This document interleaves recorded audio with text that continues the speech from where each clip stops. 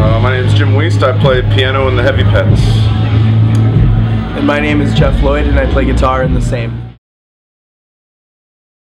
I think the location really has a lot to do with it. You know, Spirit of Suwannee Park is really a special place to play, and you know, we've been fortunate enough this year to get ourselves up on the amphitheater stage a couple times, and that's really a special treat. And you know, Bear Creek is a unique one where we've been able to get in there from the beginning. We played the first Bear Creek in 2007, and we played like three out of the four since. And you know, we got 2 sets lined up this year, so we really feel like we're a part of it. And I know the Greenhouse guys feel the same. I don't think they're on it this year, but they've been on it like the past 3 or 4 years too. So it's definitely a unique thing for us as Florida bands, because there is a lot of Florida people that get exposed to us and at that fest, and kind of helps us do well when we venture out into the state and do our own shows. So it's really helped us a lot.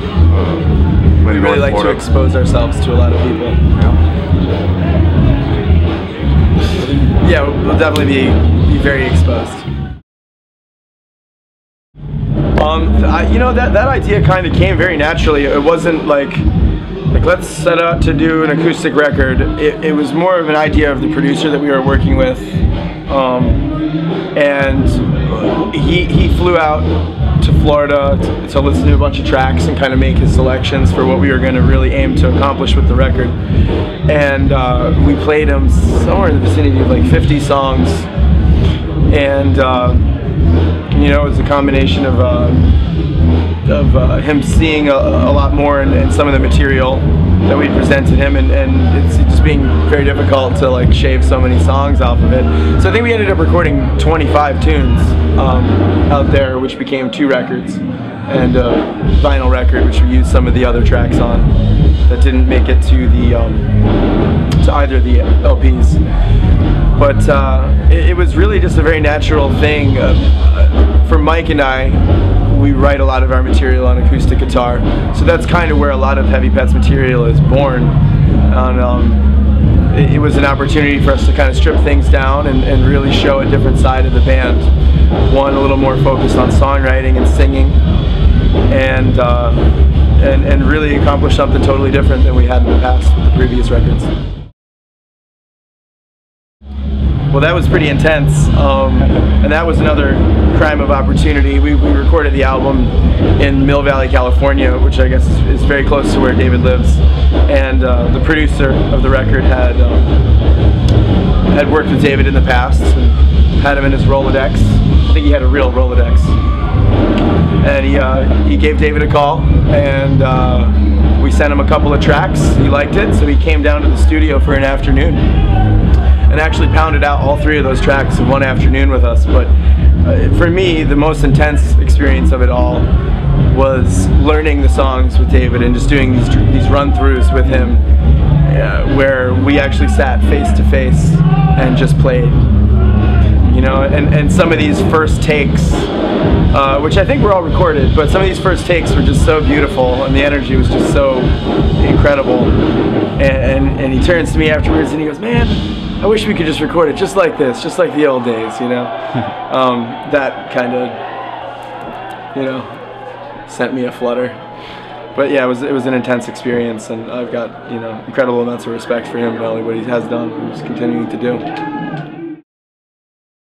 I think the first time jam band was used was on a Coleman Hawkins record, who was a jazz player, and you know, that's jazz is improvised art. So,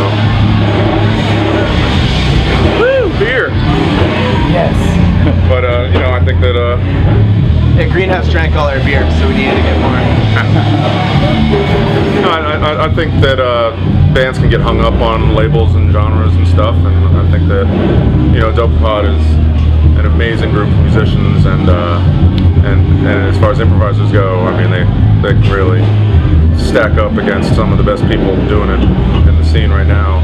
So, you know, whatever they say is valid too, but I really don't see too much of a difference between improvisational band, jazz band, jam band. You know, it's all just rock and roll to me, and you know. know, it's kind of like you use your influences and you do what you want to do, and you know, if that means you play an arranged part, then you do that, and then if it means that you solo for 5 minutes, then you do that too, and if it means that you just play atmospheric sound textures, you know, it's all valid, it's all equally valid in my opinion, and I think that the more a band incorporates those different styles into their set, it's kind of the more different looks you give the audience, the more they appreciate it and find something that they really like. So